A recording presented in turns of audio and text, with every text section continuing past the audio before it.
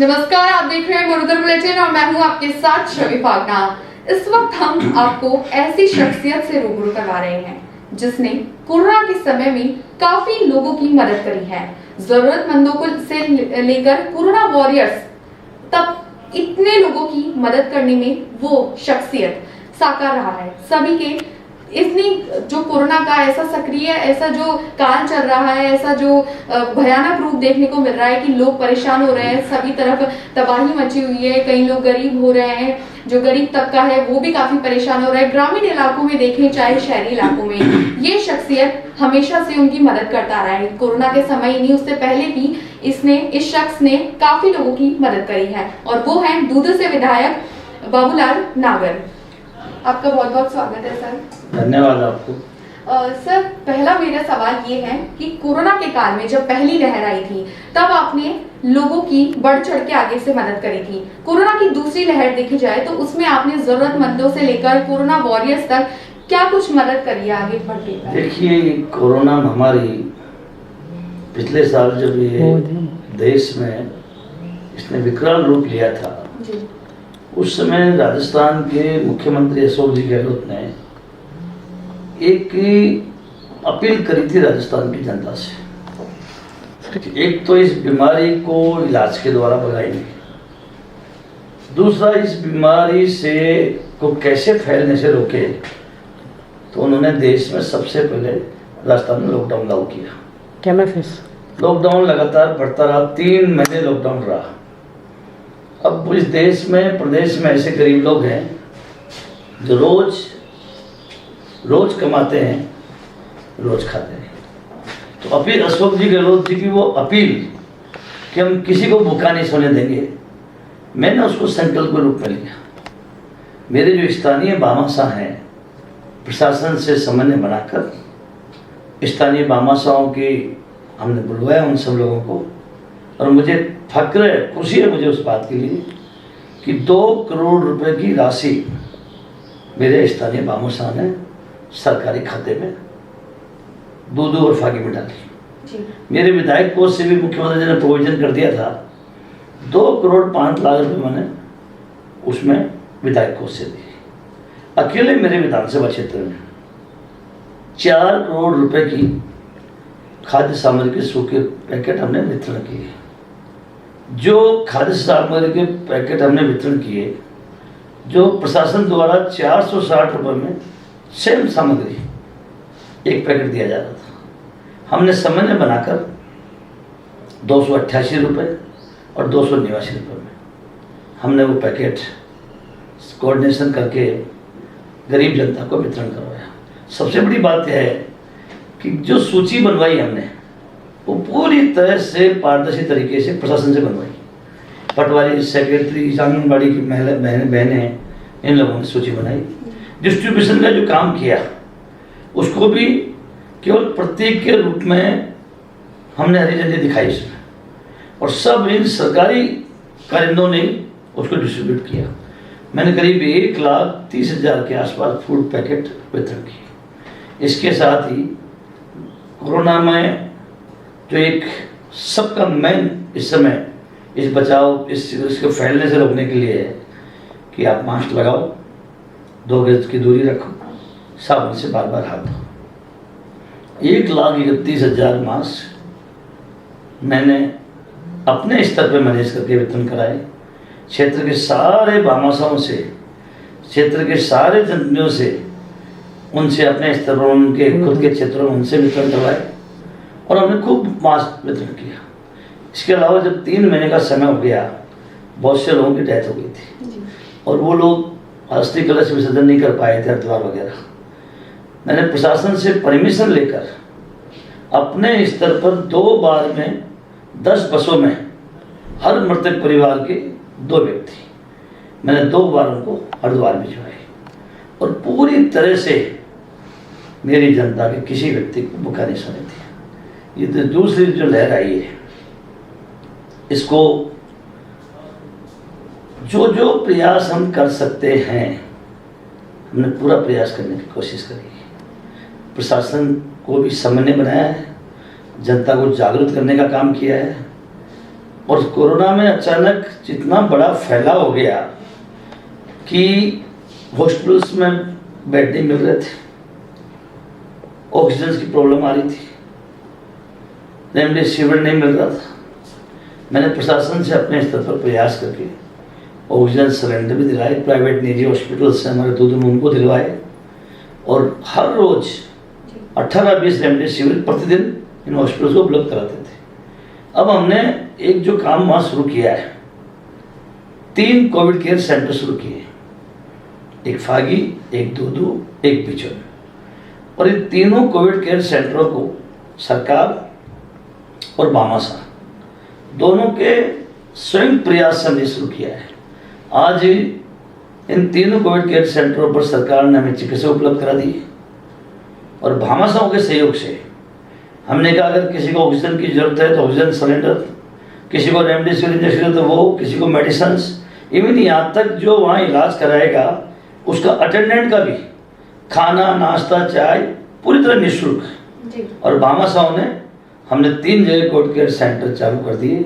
अब हमने एक संकल्प लिया है कि इस कोरोना को लोग महानरेगा योजना से इसको हराएंगे, क्योंकि हमारे यहाँ गरीब लोग ज़्यादा हैं और गरीब लोगों के रोटी रोजी की बड़ी भारी समस्या है। अभी 3 बार पिछले 1 माह में मेरे यहाँ 3 तहसील हैं, तीनों तहसीलों की मैंने दूदू, मौजनाबाद और फागी 3-3 मैंने बैठ के करी है प्रशासन के साथ। हर पंचायत लेवल पर एक इस कमेटी का अध्यक्ष विद्यालय के प्रधानाध्यापक को बना रखा है, पीओ। मैंने उनके साथ भी मीटिंग ली है। हमने कहा कि स्थानीय भामाशाओं से प्रयास करो, हर जगह कोई भूखा नहीं सोए। पूरे प्रशासन ने अपने स्तर पर भामाशाओं का सहयोग लेकर फूड पैकेट वितरण करने का काम शुरू कर दिया है। इसके अलावा प्रत्येक पंचायत में हमने 200 ऐसे लोग जो सबसे ज़्यादा गरीब हैं उनको चिन्हित करवाया है, और हम कल से, मेरा ये मानना है, पूरे राज्य में सबसे ज़्यादा लोगों को कोरोना गाइडलाइन की पालना करते हुए, नरेगा के नियमों को फॉलो करते हुए हम रोजगार उपलब्ध करवा रहे हैं। इन 20-25 दिन में आज हमारे पास मेरे विधानसभा में जो 3 जो तहसीलें हैं, करीब 2100 से ज़्यादा कार्य मनरेगा योजना में स्वीकृत करवा दिए हैं। और युद्ध स्तर पर, क्योंकि केवल अब कोरोना का दूसरा चरण एक तरह से खत्म से होने की पोजीशन में आ रहा है, लेकिन जो आम गरीब आदमी है, जब ये संपूर्ण लॉकडाउन लगा उसकी रोटी रोजी की समस्या उत्पन्न हो गई। एक तरफ भामाशाओं के सहयोग से उनको फूड पैकेट वितरण करा रहे हैं। जहाँ तक इलाज का मामला है, पूरी तरह से सारी सुविधाएं हमने तीनों कोविड केयर सेंटरों पर दे रखी है। अब मनरेगा योजना में सबको रोजगार देंगे, सब लोगों को इनको रोजगार उपलब्ध कराएंगे गांव की गांव में। और जब हम रोजगार उपलब्ध कराएंगे तो मैं समझता हूँ इस कोरोना के संबंध में जागरूकता पैदा करके और इससे जो परेशानी रोज की उससे दूर हो जाएंगे। इसके अलावा अभी भी मैंने एक भामाशा आपदा राहत समन्वय समिति है दूदू में, 1,51,000 मास्क इस समिति के द्वारा वितरण करने का निर्णय लिया है। उसमें भामाशाओं का योगदान होता है। हमने इसकी शुरुआत कर दी है। हमने ये फैसला किया है कि बहुत बड़ी स्तर पर हम कोविड केयर, बहुत बड़े स्तर पर हम नरेगा चलाएंगे, लेकिन नरेगा पे हर श्रमिक को हम मास्क देंगे और पूरी गाइडलाइन की पालना करेंगे। एक बड़ी खासियत हमारे विधानसभा क्षेत्र की, जितने भी ये नरेगा में आप देखते हो, मनरेगा योजना में महिलाएं काम करती है, 90% महिलाएं काम करती हैं।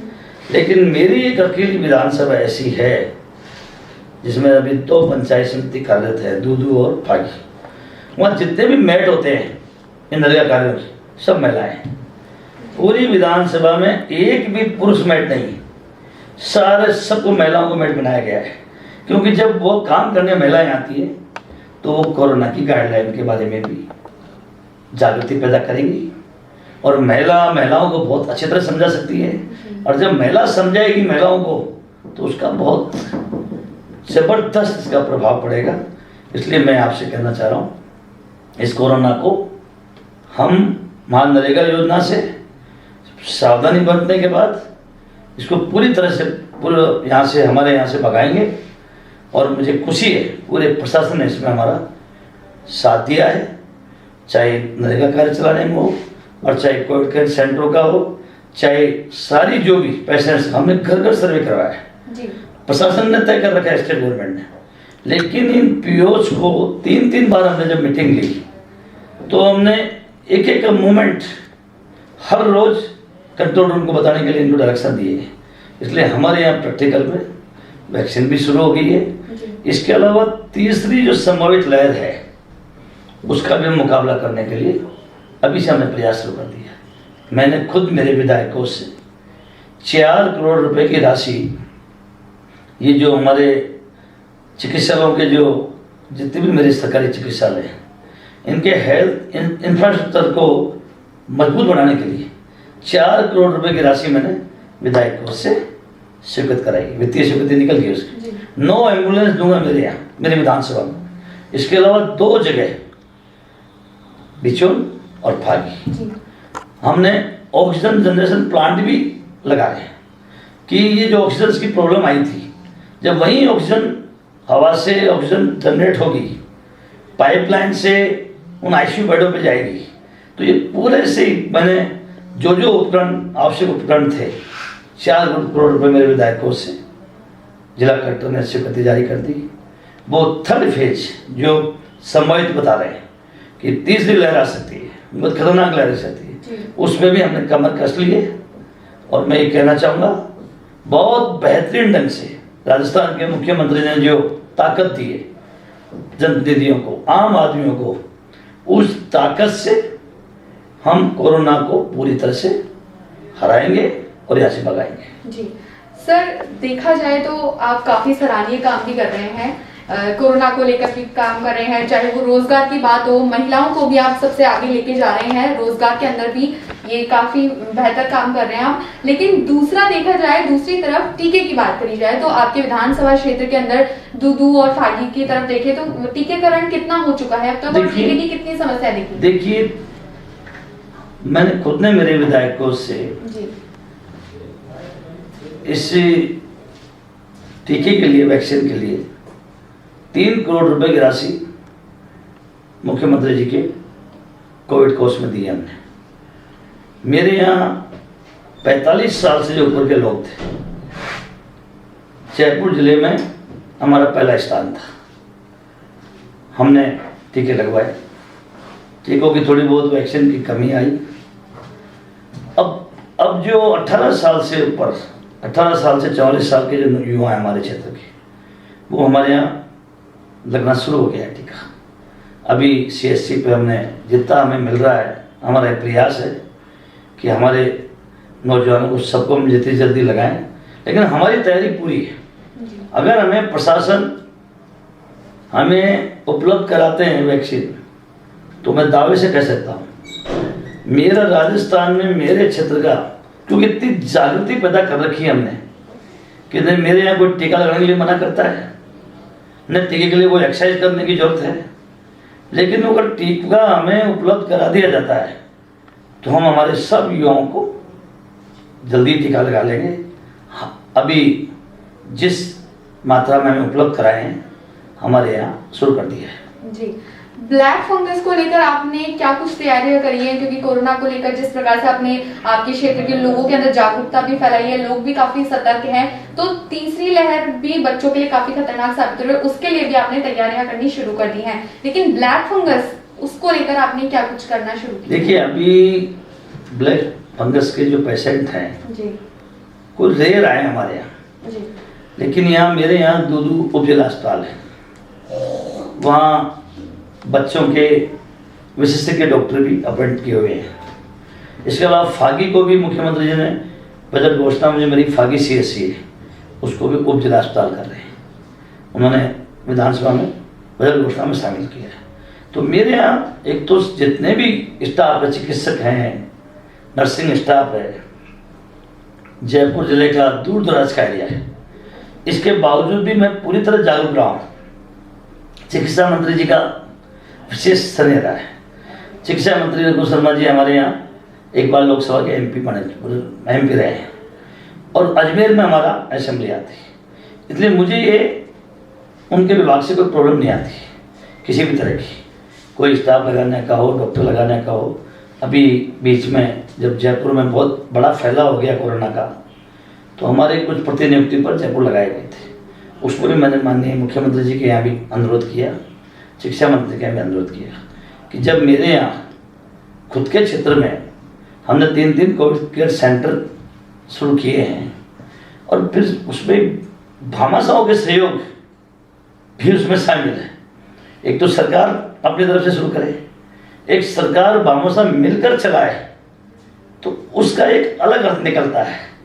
तो ऐसी स्थिति में हम पूरी तरह निश्चिंत होना चाहते थे और हम निश्चिंत हो गए कि हमारे यहाँ कोविड केयर सेंटर भी चले अपने आप, CSC के आउटडोर भी चले, PSC के भी चले, और कोरोना संबंधी किसी आदमी को अब बहुत ज़्यादा कोई सीरियस होता है कोई पेशेंट, तो ये हम रेफर होने देंगे। अदरवाइज कोरोना का कोई पेशेंट हो, हमारे कोविड सेंटर पर जो भामाशाह और सरकार द्वारा हमने शुरू किया है उसमें सब तरह से उसको सुविधा उपलब्ध है। इंजेक्शंस हैं, मेडिसिन्स हैं, ऑक्सीजन्स हैं। इवन मेरे यहाँ भामाशाहों ने आज 3 कोविड केयर सेंटरों पर करीब 18 ऑक्सीजन कंसेंट्रेटर आज हमारे यहाँ उपलब्ध है। करीब 22 ऑक्सीजन कंसेंट्रेटर तो मेरे यहाँ भामाशाह ने दिया है और सरकार ने भी दिया है। तो एक कोविड केयर सेंटर पर 18 ऑक्सीजन कंसेंट्रेटर वहाँ उपस्थित मौजूद रखना कि जो ऑक्सीजन की कोई प्रॉब्लम ही नहीं है, वो तो खुद ही ऑक्सीजन बनाते हैं। इसलिए पूरी तैयारी कर रखी है, आगामी की भी तैयारी कर रखी है हमने। सारे हॉस्पिटल्स को, मेरे यहाँ जितने हॉस्पिटल्स हैं, PSC, CSC, उज्ज्वला अस्पताल, सबको मैंने जो सजेस्ट किया है बच्चों ने, वो उपकरण उपलब्ध करा रहा हूँ, उनके लिए राशि दी है। और मैं ये समझ सकता हूँ राज्य में मैं जो है जी विधायक कोष पहली फेज में मैंने 2 करोड़ 5 लाख रुपए इस कोरोना के समय में विधायक कोष से दिए, 3 करोड़ रुपए वैक्सीन के लिए विधायक कोष से दिए। अब 4 करोड़ रुपए की मैंने जो हेल्थ इंफ्रास्ट्रक्चर को मजबूत करने के लिए वो विधायक कोष से दिए। एक तरह से ये पूरा मेरा 15वीं विधानसभा का जो समय है, इसका जितना विधायक कोष है मैंने पूरा का पूरा हेल्थ पे खर्च किया है, लोगों की जान माल को बचाने के लिए खर्च किया है। इसलिए मैं ये कह सकता हूँ अब तीसरी लहर आए, कभी भी आए वो मजबूती से उसका मुकाबला करेंगे और कहीं भी हमारे बच्चों को, बुजुर्गों को इस कोरोना से उनकी जान की हानि नहीं होने देंगे। सर, दूदू के अंदर आप और फागी के अंदर समीक्षा बैठ के भी कर रहे हैं, लगातार जागरूकता भी फैला रहे हैं लोगों के बीच में, लेकिन विपक्ष का कहना है जैसा कि ग्रामीण क्षेत्रों में कोरोना की एक बार जो इस तरीके से लहर गुजरी कि ग्रामीण इलाकों में कोरोना काफी तेजी से फैलने लग गया। दूदू के अंदर क्या स्थिति है कोरोना को लेकर अभी? देखिए, हमारे साथ कुंभ के मेले में बहुत से लोग बिना प्रशासन को बताए और कुंभ के मेले में चले गए। वो जब वापस लौट कर आए तो जो सरकारी गाइडलाइन थी उसके अनुसार कम संख्या में शादी भी हो रही थी। उस समय संपूर्ण लॉकडाउन भी नहीं लगा था, तो वो कुंभ के मेले से लौटकर आना, अचानक हमारे यहाँ कोरोना के पेशेंट बढ़ गए। हमने टेस्ट शुरू से ध्यान दे रखा है इस मामले में। अभी भी 9 मीटिंग ले चुका हूं, आप समझिए। आप 3 मीटिंग प्रत्येक तहसील की मैंने मीटिंग ली है। उसमें जोर दिया है पीओस को, जो प्रिंसिपल से विद्यालयों के, कि ज़्यादा से ज़्यादा टेस्ट होने चाहिए। जिसके खांसी जुकाम भी है, हर हालत में वो चाहे PSC जाए, चाहे CSC जाए, चाहे कोविड केयर सेंटर जाए, चाहे उज्ज्वला अस्पताल जाए, लेकिन उसकी पर्ची देखिए परामर्श लेने की, वो हॉस्पिटल में गया कि नहीं गया है। और इन तीनों कोविड केयर सेंटरों में हमने ये कोविड का जो टेस्ट है, तीनों जगह हमारे किट रख दिए गए हैं। 15 से 30 मिनट में अगर वहाँ कोई पहुँचता है 24 आवर्स वो अपनी जांच कराता है तो उसको ये पता पड़ जाएगा ये पॉजिटिव है या नेगेटिव है। इसके अलावा मैं ये कह सकता हूँ, हमने पूरी जागरूकता के साथ एक के घर में मैंने करीब 1000 होल्डिंग्स लगाए थे कोरोना के संबंध में। मैंने 2000 बैनर्स लगाए थे कोरोना के संबंध में। और आंगनबाड़ी को बहनों को हमने बहुत सहयोग दिया था, कोरोना से कैसे बचें। हर घर में आंगनबाड़ी की बहनों से हमने पंपलेट बंटवाए थे, कोरोना के क्या लक्षण है, इसे कैसे बचा सकता है, क्या सावधानी रखी जा सकती है। इसलिए मैं ये कह सकता हूँ, जब पूरा विधायक कोष ही मैंने कोरोना में लगा दिया, मैंने अपने आप की परवाह नहीं करी। मैंने लोगों में जागृति पैदा करने के लिए पिछली बार जब फर्स्ट फेज था मैं 60 ग्राम पंचायतों में गया था और वहाँ जाकर हर पंचायत को 2-2, 2,500, 3-3 मास्क मैंने महिला बाल विकास के आंगनबाड़ी की बहनों को दिया। मैंने अपने तरफ से एक मास्क वितरण नहीं किया। और मैंने वहाँ जो स्थानीय जनप्रतिनिधि थे, सरपंच वगैरह, उनसे घोषणा कराई, कुछ 4-4.5 लाख मास्क वितरण किए थे उसमें। और हमने, हमारा कॉन्सेप्ट था हर घर में देख रहा हो ये मास्क, चाहे उसके पास कितनी मास्क की व्यवस्था हो, लेकिन वो सोचने के लिए मजबूर हो कि यार हमारे पास पर्याप्त संसाधन है। इसके बाद भी विधायक हमारे को ये पंपलेट अपने घर में भी, हमारे घर में भेजा है और ये मास्क हमारे को उपलब्ध करवाया है। मैंने इस बार भी लोगों को जागृत करने के लिए 2 बार 45 हजार लोगों को 2 बार मैंने वॉइस कॉल मैसेज किया है मेरी आवाज़ से, रिक्वेस्ट करिए कैसे बचाया जा सकता है। यही कारण है कि जब 45 से ऊपर वालों की जब ये वैक्सीन का दौर शुरू हुआ तो एकदम से हम फर्स्ट नंबर पर चले। सबसे पहले हमने वैक्सीन करवाया उस जागृति का, और उस जागृति की वजह से कह सकता हूँ, एक तो हमारे लोगों की जो निष्ठा है ना, प्रदेश के मुख्यमंत्री अशोक जी गहलोत को है अथा एतबार करते हैं हम लोग, अथा लगाओ। एक एक व्यक्ति हमारे क्षेत्र का, चाहे किसी पार्टी का हो, उनको ये एतबार है कि राजस्थान का मुख्यमंत्री अशोक गहलोत और ये बाबूलाल नागर, हम कैसी परिस्थिति आ जाए हमारे को इस सब से बचाएगा। मैं आपसे कहना चाहूँगा 9 मई को मां नरेगा योजना का लाभ देता, इसके बाद नरेगा बंद कर दी। जयपुर जिले में 58,000 नरेगा में श्रमिक काम कर रहे थे 9 मई को, उसमें से 15 पंचायत समिति थी। 13 पंचायत समितियों में 18,500 लोग नरेगा पर श्रमिक काम कर रहे थे। और केवल मेरी अकेली विधानसभा दूध और फागी पंचायत समिति में 39,500 लोग काम कर रहे थे। तो आपको समझना पड़ेगा कि अकेले विधानसभा में 58,000 में 39,500 लोग नरेगा पर लग रहे थे। इसलिए हम 2 तरीके से, एक इलाज देके, जागृति पैदा करके, लोगों में जागृति लाकर, दूसरा इस महानरेगा से रोजगार देके। जब व्यक्ति को रोजगार मिलता है ना, जब ये निश्चिंता हो जाती है, किसी परिवार में कोई भूखा आदमी नहीं सोएगा, तो आदमी में इस बीमारी से लड़ने की आत्मबल आ जाता है। अभी भी आपसे मैं कह रहा हूँ, अब नरेगा कल से चालू होगा। पूरे जयपुर जिले में जितनी सीलिंग है, जितने लोग मजदूरी पर लगेंगे, 80% केवल मेरी विधानसभा में लगेंगे, क्योंकि हम शुरू से प्लानिंग से काम करते हैं। शुरू से हमने प्लानिंग से काम किया। इस लॉकडाउन का भी हमने इसको यूज किया। सरकार ने नरेगा बंद करी, उस समय को भी हमने यूज किया और उसका फायदा उठाया हमने। 2100 से भी ज़्यादा आज एक विधानसभा में नरेगा योजना में कार्य शुरू करते हैं। 20-20 लोग काम पे लगेंगे। सबको मास्क तैयार कर दिया हमने, भेज दिया पंचायतों में। जब नरेगा पे लगेंगे तो लेबर को जब लगाएंगे, श्रमिक को मास्क भी देंगे आपको। तो हमारा पूरी जागरूकता के साथ सरकारी प्रयास, व्यक्तिगत प्रयास से पूरी तैयारी हमने कर रखी है और जबरदस्त तरीके से आज कल के बाद जनता को ये पूरा एतबार कर देंगे कि चिंता करने की जरूरत नहीं है। वैसे तो कोरोना पैदा हो रहा है, संभावित तीसरी लहर पता नहीं कब आएगी, लेकिन जो सबसे बड़ी कोरोना के साथ साथ रोटी रोजी का जो मामला था उसमें हम सफल हो जाएंगे और लोगों को रोजगार उपलब्ध करा देंगे। जी बिल्कुल सही काम कर रहे हैं कि बाबूलाल नागर ने बताया कि ये लोग कोरोना काल के बीच में भी रोजगार, जो ये सबसे जरूरी होता है जहाँ पे सारे काम बंद हो जाते हैं, लेकिन उसी के बीच में हम रोजगार भी दे रहे हैं लोगों को।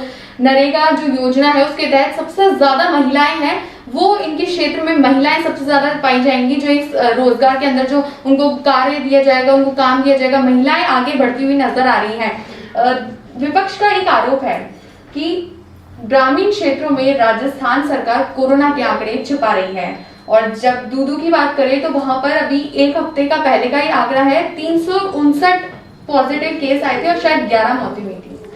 देखिए, मौतें ज्यादा भी हो सकती हैं क्योंकि बहुत से लोग ऐसे थे कि हो सकता है उन्होंने जांच ही नहीं कराई हो, इलाज नहीं लिया हो, क्योंकि ये जो अचानक कोरोना का इतना प्रकोप बढ़ गया था जी।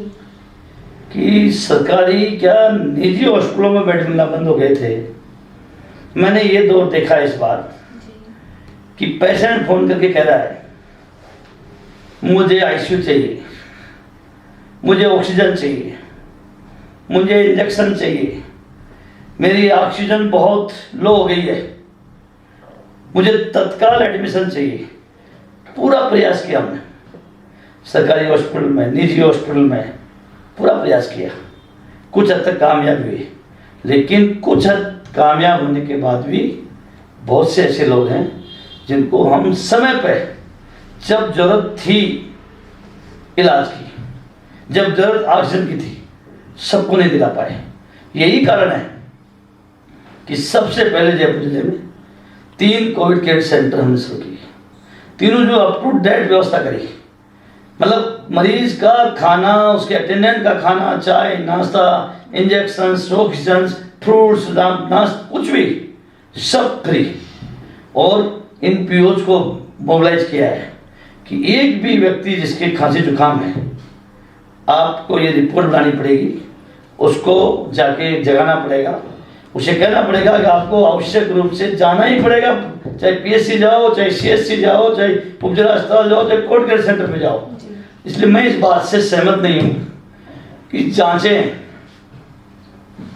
में कोई हम लापरवाही बरत रहे हैं, लेकिन जितनी जांचें होनी चाहिए उतनी जांचें हम नहीं करा पाए। अब वापिस हमने इस पर ध्यान दिया है क्योंकि एक दौर ऐसा आ गया कि जितनी जांचें करा रहे हैं उसमें 30% 40% लोग पॉजिटिव आने लग गए। अचानक लोग डरने लग गए जब जयपुर जैसे शहर में, राजस्थान की राजधानी में जब बेड नहीं मिल रहा है, जब इंजेक्शन में दिक्कत आ रही है, ऑक्सीजन सिलेंडरों में दिक्कत आ रही थी, तो एक तरह से लोगों में भय सा पैदा हो गया। लेकिन हमने पूरी सतर्कता से काम किया और प्रशासन, जिला प्रशासन ने भी पूरा सहयोग दिया हम लोगों को और कुछ हद तक हम कामयाब हुए। लेकिन जहाँ तक ये कह रहे हैं कि जांच आंकड़े छुपा रहे, मैं नहीं मानता इस बात। ये तो मान सकता हूँ कि जितनी जांचें होनी चाहिए, जितने टेस्ट होने चाहिए, उतने टेस्ट नहीं हुए। हमने किट भी बांटे हैं बहुत बड़ी तादाद में। हमारी आंगनबाड़ी की एएनएम्स, हमारी जो बहनें हैं, एक एक घर गई हैं, सबकी रिपोर्ट बनाई है। कुछ हमें ये भी परेशानी आई है, कई लोग जैसे इन सर्वे करने वाली जो टीम है, कई ने इनका विरोध भी किया, कई लोगों ने पूरे आंकड़े नहीं उपलब्ध कराए, कई लोग पॉजिटिव होने के बाद भी जब उन्होंने जांच नहीं कराई तो वो पॉजिटिव नेगेटिव की बात ही खत्म हो गई उनसे और वो फैलता रहा, परिवार के लोगों को फैला दिया। इसके बाद जैसे कुछ मौतें ऑथेंटिक जब जानकारी में आई कि कोरोना की वजह से डेथ हुई है, तब हमने पूरे प्रशासन की मीटिंग लेकर उनको पाबंद किया कि जिस भी परिवार में डेथ होती है उसके संपूर्ण परिवार की अपने को कोविड की रिपोर्ट आवश्यक रूप से करानी है। और मैंने फॉलो भी किया इस बात को। मेरे दूदू के एसडीएम ने बहुत मॉनिटरिंग करी, तो हमने सबकी जांचें भी कराई। जहाँ तक जांच छुपाने का मामला है, इससे मैं सहमत नहीं हूँ, लेकिन इस बात से जरूर सहमत हूँ, जितनी जांचें होनी चाहिए थी उतनी जांचें हम नहीं कर पाए, लेकिन छुपाने का कोई मामला नहीं है। किसान आंदोलन की बात की जाए तो आंदोलनकारी किसान है, वो लगातार 6-7 महीने से बॉर्डर्स पे बैठे हैं, सड़कों पे बैठे हैं। तो ऐसे में देखा जाए तो 26 मई को अभी हाल ही में किसानों ने काला दिवस मनाया।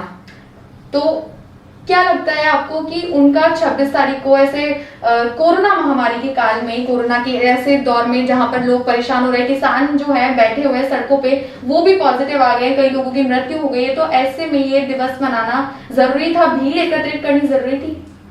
देखिए, ये जो समस्या पैदा हुई जी, ये केंद्र सरकार की दूरदृष्टा जो सोच था, समय पे जो लोगों को विश्वास में नहीं लिया, उसका ये परिणाम है। क्योंकि जब किसान, आपको मैं निवेदन कर रहा हूं, हमारे दुनिया में उदारीकरण का दौर आया। अमेरिका जैसे देश में उदारीकरण के दौर को बर्दाश्त नहीं कर पाया अमेरिका, महाशक्ति थी, 150 बैंक बंद हो गए। लेकिन हमारे प्रदेश देश में हमारे यूपीए गवर्नमेंट थी, मनमोहन सिंह जी प्रधानमंत्री थे, क्योंकि हमारे लोग खेती करते हैं, मेहनत करते हैं, तो उस उदारीकरण दौर को भी हमने आराम से उसका मुकाबला किया। अब कोरोना महामारी आई, बड़े बड़े देश और बिजनेसमैन बड़े बड़े हिल गए, तहस-नहस हो गए। कईयों की तो ऐसी हालत हो गई कि आज तक वो नहीं समझ पा रहे हैं, क्योंकि एक जो किसान है, इसने कोरोना का भी मुकाबला किया, इसने पैदा भी किया, अपनी उपज भी पैदा करी और पहले से भी ज्यादा अनाज पैदा किया। तो ये जो खेती है, ये हमारे देश की ताकत है। 60-70% लोग खेती पर निर्भर करते हैं, और ऐसे दौर में समर्थन मूल्य पर केंद्र सरकार के लोग कह रहे हैं, बीजेपी के लोग कह रहे हैं, एनडीए के लोग कह रहे हैं, हम समर्थन मूल्य पर खरीद बंद नहीं करें। मेरे एक बात समझ नहीं बैठ रही, ये छोटी सी बात है, क्यों नहीं सरकार को ये उसमें जो कृषि कानून लेकर आए हैं उसमें ये बात कहनी चाहिए ना कि ये मंडियां हम समाप्त नहीं करेंगे, ये समर्थन मूल्य पर हमारे खरीद होगी, ये खरीद हमेशा चलती रहेगी। तो ये जो भ्रम पैदा हुआ है, जो किसानों में अविश्वास पैदा हुआ है, ये अविश्वास पैदा ही नहीं होता। किसान क्या चाह रहा है आपसे? किसान इतना ही तो चाह रहा है कि हमारी जो ताकत है, मंडियां जहाँ हम फसल लाते हैं, अपने उपज लाते हैं, जहाँ विक्रय कर देते हैं, उनको पैसा मिल जाता है। समर्थन मूल्य पर कोई कैसा ही भाव रहे, सरकार ने जो दर तय कर दी, उस दर पर समर्थन मूल्य पर वो किसान अपनी फसल दे देता है, तो वो भाव मेंटेन रहता है। उसको जो अपनी लागत है उसका पूरा पैसा तो नहीं मिलता है, लेकिन कुछ हद तक वो उसको अपनी उपज का पैसा मिल जाता है। अब ये जानबूझकर इस एनडीए की सरकार ने, मोदी जी ने इस देश के किसानों में भ्रम पैदा कर दिया। अब आदमी क्या नहीं कर सकता है। मैंने आपसे कहा कि कोरोना महामारी है, इसमें इलाज की जरूरत है, इस बीमारी को फैलने से रोकने की जरूरत है, लेकिन साथ साथ रोटी भी तो चाहिए। ऐसा नहीं हो कहीं इलाज की वजह से तो मरे नहीं मरे, और कहीं हमारा रोटी का जुगाड़ नहीं होगा बाल बच्चों का, तो कहीं भूख से मर जाएंगे। तो यही बात है, जब लगा किसान को अविश्वास पैदा हो गया, उसका एतबार खत्म हो गया, तो बहुत डेमोक्रेटिक तरीके से उसने अपना पक्ष रखा।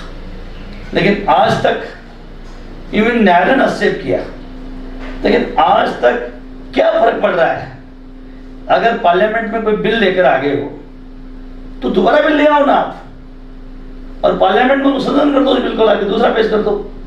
और ये तो गारंटी दे दो किसानों को कि ये मंडियाँ रहेंगी चालू हमेशा, समर्थन मूल्य पर हमेशा खरीद रहेगी, किसानों को जो जो कन्फ्यूजन है, जो जो डाउट है, उसको दुरुस्त कर दिया जाए। लेकिन जानबूझकर केंद्र सरकार ने, मोदी जी ने किस षड्यंत्र से ऐसा क्यों किया है? इसलिए मैं ये मानता हूं कि कोरोना महामारी में काला दिवस मनाया, एक तरह से गलत सा लग रहा है, लेकिन बिना बीमारी अगर किसान असुरक्षित हो जाएगा और मर जाएगा, उसको लगेगा कि मेरे बच्चे कहाँ से पाल पोस करूंगा, मैं इस खेती को मैं रात दिन मेहनत करके कितना ही, कभी अतिवृष्टि अतिवृष्टि आती है, कभी कम बरसात आती है, कभी ज़्यादा आती है, कभी ओले पड़ जाते हैं, कभी सर्दी लग जाती है, एक बार दुख सुख पाके एक बार फसल खराब हो जाती है, दूसरी फसल ठीक हो जाती है, उसकी भरपाई हो जाती है। जब वो अपने आप को ऐसे समझने लग गया, उसका तो जीवन इसी में टिका हुआ है। तो मैं समझता हूं एक प्रतीक के रूप में काला दिवस मनाया, विरोध किया इस कानून का, लेकिन बहुत कोरोना गाइडलाइन की एक तरह से कुछ हद तक पालना करी, बड़ी संख्या में लोग इकट्ठे नहीं हुए, सड़कों पे नहीं आए। अभी कोरोना की इस समय जो प्रकोप बढ़ा है इसका, तो मैं समझता हूं, लेकिन उनके काला दिवस जो उन्होंने मनाया, उन्होंने और सावधानी बरतते हुए ध्यान रखने की आवश्यकता थी, लेकिन उनका जो सोच था, एक मैसेज देना था गवर्नमेंट को, उन्होंने अच्छा किया। जी हाँ, बिल्कुल देखा जाए तो हालांकि भीड़ एकत्रित करना कोरोना के काल में ये थोड़ा सा गलत हो गया था साइड, लेकिन उनका हक है ये आंदोलन करना, उनकी मांगे जो भी है। तो देखा जाए, एक आखिरी सवाल बाबूलाल जी, तो केंद्र सरकार के 7 वर्ष पूरे हो चुके हैं, मोदी सरकार के, तो उन्हें आप किस तरह से देखते हैं, उनके कार्यों को? देखिए, जो ये एनडीए गवर्नमेंट के 7 साल पूरे हो गए, जो वादे करके, वो वादे जैसे हिंदुस्तान की जनता भ्रमित हो गई। हम प्रतिवर्ष 2 करोड़ लोगों को सरकारी नौकरी देंगे, हम काला धन लाएंगे जो विदेशों में जमा है, और इतना काला धन है कि हर परिवार को 15 लाख रुपए देंगे। अब गरीब आदमी 15 लाख रुपए की बात सुनकर एकदम कलाचुप हो गया। 2 करोड़ रोजगार देने की बात सुनकर नौजवान बैठ गए, और नरेंद्र मोदी जी बहुत अच्छे बहुमत से हो 5 साल उन्होंने निकाले। कुछ निर्णय ऐसे भी थे जिसमें लोगों को लग रहा था, जैसे नोटबंदी, जीएसटी। नोटबंदी ने हिला के रख दिया हिंदुस्तान को। जीएसटी में भी कई इस तरह के मामले थे, लेकिन कई बार क्या होता है, कई लोग खुश होते हैं जब बड़े बड़े लोगों को लगता है उनकी फैक्ट्री के ताले बंद हो रहे हैं, तो साधारण गरीब आदमी सोचता है कि ये इतने टाइम से जुल्म कर रहे थे, इतने टाइम से इन्होंने अत्याचार किए हैं, हमारी मेहनत मजदूरी का फायदा उठाया है, चलो इन पर अंकुश लगा, तो कुछ सनिक बह गए। लेकिन इस कोरोना ने पूरी तरह से केंद्र सरकार के और नरेंद्र मोदी जी को पूरी तरह से, इनका जो असली चेहरा था, मुखौटा था, वो जनता के सामने आ गया। मैं ये नहीं कहना चाह रहा, आप कुछ सोचिए, 80-80, 90-90 देशों को, हमारे यहाँ वैक्सीन नहीं है, नौजवान त्राई कर रहा है, केंद्र सरकार ने इसको अपने अंडर में ले लिया है, ऑक्सीजन को अपने अंडर में ले लिया है, हमारा नौजवान तरस रहा है, और हम दूसरे देशों में वैक्सीन भेज रहे हैं। कौन मना कर रहा है? दूसरे देशों में भेजिए ना, अरे पहले हमारे नौजवानों को तो सुरक्षित कर लीजिए। तो ये जो रूप देखने को मिला, ताली बजवा ली, थाली बजवा ली, दिए जलवा लिए, टाइम मांग लिया जनता से, 90 दिन मांग लिए, लेकिन अब धीरे धीरे जनता का भ्रम दूर हो गया। मैं तो ये कह सकता हूं, मोदी जी ने भ्रमित करके, मोदी जी के जो उद्योगपति मित्र हैं उनके पैसे से सोशल मीडिया, विज्ञापन, उससे लोगों को भ्रमित किया। लेकिन अब आगे चलने वाला मामला नहीं है। मोदी जी का अस्त होना तय है। अब आने वाले समय, क्योंकि कार्ड की आंधी एक ही बार चढ़ती है, यहाँ तो मोदी जी की 2 बार चढ़ गई। वो इतने तगड़े आर्टिस्ट हैं, इतने तगड़े भ्रमित करने वाले नेता हैं। एक बार की जगह कार्ड की आंधी उन्होंने 2 बार चढ़ा दी और 2 बार चढ़ गई। लेकिन अब तीसरी बार कार्ड की आंधी चढ़ेगी नहीं। और मोदी जी का ये जो कार्यकाल है, पूरी तरह से फ्लॉप कार्यकाल। आज महंगाई का दौर देखिए आप। मैं राजस्थान का खाद्य मंत्री था, यूपीए गवर्नमेंट थी, मनमोहन सिंह जी प्रधानमंत्री थे। उस जमाने में आपका जो कच्चा माल है इस पेट्रोल बनाने का, ये $140, तब पेट्रोल का क्या भाव था? 50 रुपये। आज उस कच्चे का आज भाव क्या है? $50। और आज भाव क्या हो गया? 100 रुपये कूद गया है पेट्रोल का। अकेला डीजल पेट्रोल ही इस एक एक चीज को इसने महंगा कर दिया। जब आपका डीजल पेट्रोल महंगा आएगा तो परिवहन में आपको ज़्यादा पैसा लगाना पड़ेगा। जब परिवहन जो बनने में लगेगा तो मैन्युफैक्चर को भी पैसा ज़्यादा लगेगा, उनको भी भुगतान करना पड़ेगा। तो कुल मिला के महंगाई का जो दौर, उस जमाने में 470 रुपये एक गैस का सिलेंडर आता था। आज गैस के सिलेंडर की कीमत, इसलिए मैं ये कहना चाहूँगा कि मोदी जी ने महंगाई पर कोई ध्यान नहीं दिया, अंकुश नहीं लगाया। कुछ अपने उद्योगपति मित्रों के, आप देख रहे हो, जैसे रिलायंस का फोन आया था, फ्री में दे रहे थे, 500 रुपये में, 400 रुपये में, इनकमिंग आउटगोइंग सब फ्री। आज उसकी क्या पोजीशन आ रही है। इसलिए एक तरफ मोदी जी ने कुछ सपने दिखाने का प्रयास किया, लेकिन जब दूरगामी उनका ये नीति थी वो फ्लॉप हो गई, पूरी तरीके से फ्लॉप हो गई। तो ये थे हमारे साथ विधायक बाबूलाल नागर और पूर्व खाद्य एवं नागरिक आपूर्ति मंत्री, जिन्होंने पूरी तरीके से हमारे साथ खास बातचीत में बताया कि किस प्रकार से ये इस कोरोना के समय में भी पूरी तरीके से ग्राउंड पर आके काम कर रहे हैं, पूरी तैयारियों के साथ। ये चाहे तीसरी लहर में आने वाली हो, उसको भी लेकर इन्होंने पहले से पूरी तैयारियां कर रखी है। और आगे की तरफ देखा जाए तो ये सजग रहेंगे, सतर्क रहेंगे और अपने विधानसभा क्षेत्र में लोगों की चाहे मदद हो, किसी भी तरीके से जो भी समस्या है उनके लिए हमेशा जागरूक रहेंगे। वीडियो जर्नलिस्ट अभिजीत के साथ छवि फाटना, जयपुर।